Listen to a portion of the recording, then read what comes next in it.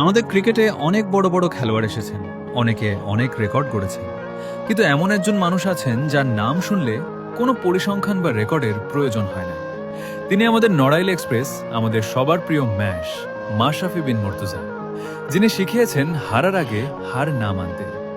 যখন বাংলাদেশের ক্রিকেট দল পথ হারাতো, যখন আত্মবিশ্বাসের অভাবে টিমটা ভেঙে পড়ার উপক্রম হতো, ঠিক তখনই এক জাদুকরী নেতৃত্বের পরশে তিনি বদলে দিয়েছিলেন পুরো দৃশ্যপট। তিনি শুধু একজন অধিনায়ক ছিলেন না, তিনি ছিলেন 11 জন যোদ্ধার এক অতন্দ্র প্রহরী। মাশরাফির ক্যারিয়ারের গল্পটা কোনো রূপকথার চেয়ে কম নয়।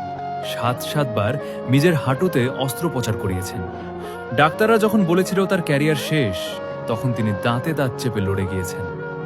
ব্যথানাশক ইঞ্জেকশন নিয়ে হাঁটুতে ব্যান্ডেজ বেঁধে যখন তিনি বল হাতে দৌড়াতেন, তখন পুরো জাতি দেখত এক অদম্য দেশপ্রেম।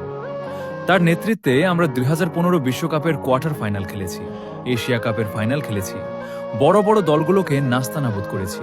কিন্তু পরিসংখ্যান দিয়ে কি মাশরাফিকে মাপা সম্ভব না? মাশরাফিকে মাপতে হয় সেই ভালোবাসা দিয়ে যা তিনি অর্জন করেছেন, নিজের মাঠের লড়াই আর মাঠের বাইরের সাধারণ জীবন দিয়ে। মানুষ মাশরাফিকে কেন এত ভালোবাসে? কারণ তিনি শিখিয়েছেন মাথা উঁচু করে বাঁচতে। তিনি শিখিয়েছেন ক্রিকেটাররা অভিনেতা নয়, তারা মাঠের শ্রমিক। তার সেই বিখ্যাত কথা, আসল হিরো তো আমাদের দেশে সে কৃষকরা, মুক্তিযোদ্ধারা। এই এক কথাতেই তিনি নিজেকে অনন্য উচ্চতায় নিয়ে গিয়েছিলেন। মাঠে তার গর্জন সতীর্থদের আগলে রাখা এবং বিপদের সময় বুক চিতিয়ে লড়াই করার দৃশ্যগুলো আজও আমাদের চোখের সামনে ভেসে ওঠে। তিনি যখন অধিনায়ক হিসেবে মাঠ ছেড়েছেন, তখন কেবল একটি পদ খালি হয়নি, বরং এক যুগের অবসান হয়েছে। মাশরাফিরা কখনো পুরনো হয় না।